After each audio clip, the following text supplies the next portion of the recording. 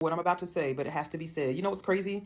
Is that if people could go back and do it all over again, knowing what they know now, they still wouldn't vote for Kamala. I promise you that. They still wouldn't vote for Kamala. The individuals of immigrant families, the ones who are families to the ones who are illegal immigrants who could vote, purposefully voted the way they did just so they wouldn't vote for a black woman. And even if they could go back in time, even a lot of the people who saying, I wish I didn't vote for him, they would rather have not voted at all than vote for Kamala. I promise you that. I promise you that. I say no lies. And then I seen a girl today who said people are just desensitized to the raids. They're just desensitized. And I seen another girl who was like, you know, people of color, black people aren't speaking up about it. They're not saying a lot about it. Why are they being so quiet? It's because we did our job. We voted for Kamala. And I'm gonna be real and not say all of us did, but for the most part, black women voted for a black woman. And that's just it. I remember, I think a Republican, I don't know who it was, and they were like, why would we put a black woman in office when we haven't even put a Chinese woman, a Native American woman, a Russian woman, any other but a black woman in office? Y'all want to skip the line of women to go straight to a black woman? Like I said, I'm gonna get a lot of hate. I don't care. If they could do it all again, they still wouldn't vote for Kamala. That's why we're in the position that we're in. People would have rather not voted at all than voted for that woman. I promise you. I promise you. Because their pride gets the best of them.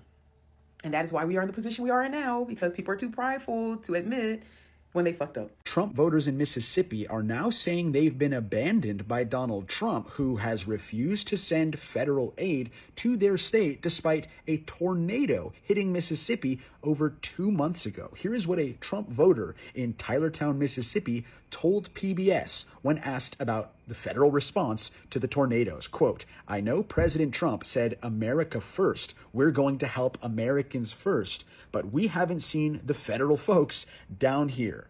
So that is a voter in Mississippi who supported Donald Trump after Donald Trump said he was going to put America first, having the realization that, oh, no, that was just rhetoric Trump was using on the campaign trail to try to trick people into voting for him.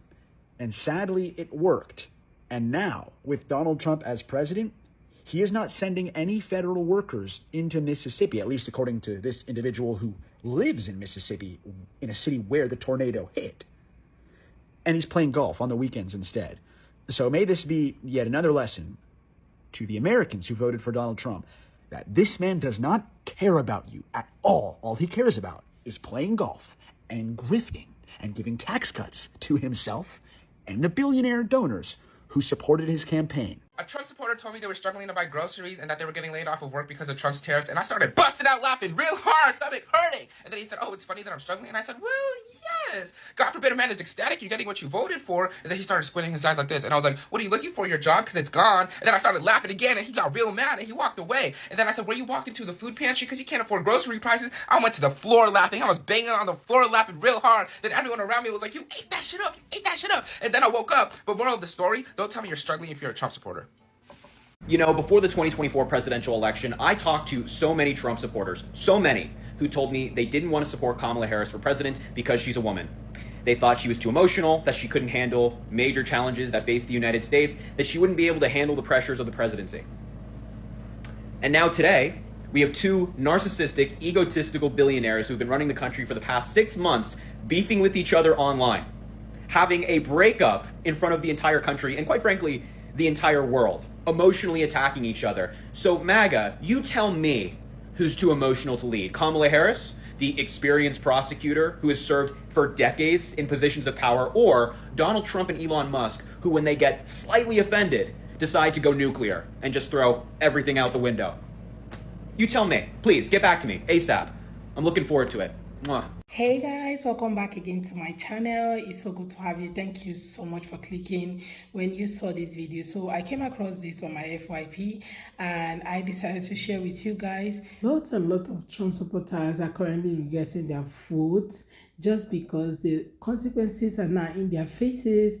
They are saying that they made a huge mistake in voting in the first place, the way they did, the way they rejected Kamala because they felt, oh, she doesn't have good policies, or because she's a woman and she has sympathy. Like, they were just saying so many things, and the reason why they will not vote for Kamala.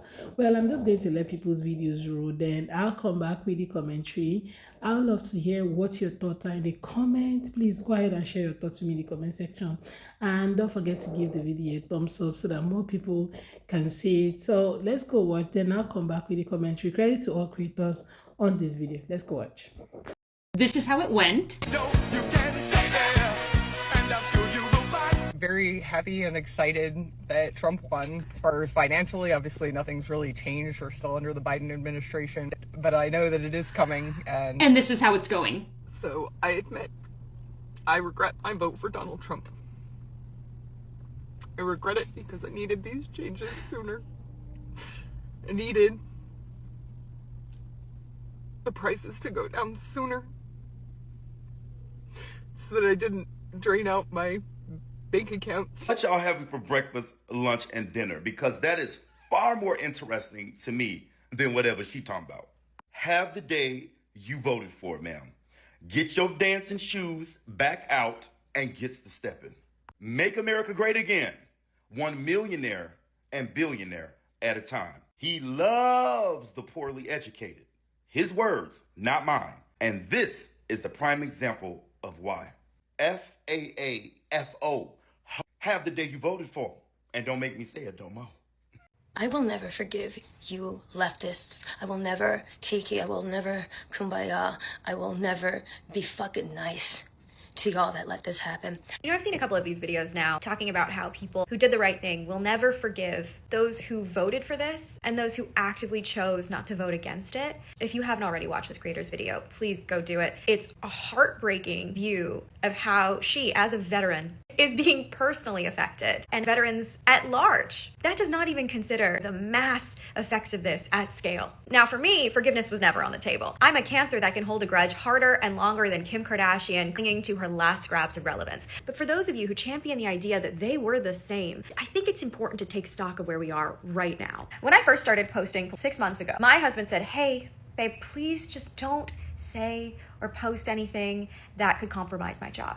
Now, he's a surgeon, so I was pretty in the clear. But yesterday, for the first time, my rational and highly measured husband said, "Babe, please don't say or post anything that would cause you to disappear." 6 months. I've been posting on this app for 6 months, and we are in a radically different world. I am an American-born US citizen, just like him. We are beyond forgiveness. The one thing I know for sure is that history will not remember you fondly. Not that your absolution matters to me in any way, shape, or form, but maybe get to work. Try to make an actual difference. And maybe one day, history will remember you as a little bit more than a bunch of racist sheep swayed by grifters and con artists. This theory was more important than the lived experiences of Black and brown people. It's funny how people vote for something and yet come back to regret it just few months later. When everybody was out there telling you that this was going to happen, none of you actually listened to those people. You guys felt that every other person was lying except you. Everybody was wrong except you. Everything that any other person is saying doesn't concern you. That was just the problem. That's the problem that MAGA had and currently facing the consequences right now. So they're not coming back to ask for, telling us that, they voted wrongly, they made a huge mistake and all that. What happened? What are they expecting everybody to do right now? Because everybody was out there telling them that this was going to happen, but they didn't believe, they didn't look twice to even understand what everyone was saying. Like, you voted for this. I think I'm seeing some videos where they're talking about a particular MAGA woman who said she didn't really take her time to study the bill. Like, you didn't take your time to study the bill, but you were okay with the bill. So how are you okay with something that you didn't take your time to study? And when people just keep saying that most MAGAs are not really educated, this is exactly what they meant. Because education is not just about going to school, it's about understanding simple terms. And election has consequences. People don't just understand that sitting down in your house and waking up in the morning, dressing up and going to a polling unit and only for you to cast your vote, all of a sudden you're coming back to regret it. That means you're expecting everybody to have pity on you when you're supposed to actually blame yourself for the things that you have done. That's the thing. That's the problem. So I've seen a lot of MAGA supporters actually crying out on social media how they made a huge mistake voting the way they did. And some of them blaming other people, blaming the Democrats. The left is saying, oh, I will never forgive you for what you did. You put this man in office. You guys allowed this man to go into office. What happened to some of you who didn't vote at all? Some of you who didn't come out to actually vote, because a lot of them didn't vote. And this lady who was talking is a veteran. You guys, because the tariff is now hitting on everybody, so everybody's now looking forward to, looking out for who they are going to blame the whole thing on. So if Democrats didn't win the election, what happened? Who voted for it? It was people that actually went out in mass to vote this way, and that's why it's as if these people won the election. The Republican won the election. You guys went out. Look at the Cubans. They are now about to carry their load back to wherever they're coming from. Lots and lots of Latinos are being deported on a daily basis because most people in their community came out in mass and voted for this, right? And now they are still looking for who to blame the whole thing on. Blaming people who actually warned you that this was going to happen to you if you decide to vote for this. And you see people in their community members who are coming out and saying, yes, people have to go home and come back legally and all that. And you've had people who are currently self-deported. I saw a video where lots of people who went to work in a construction site saw ICE coming and they all ran away.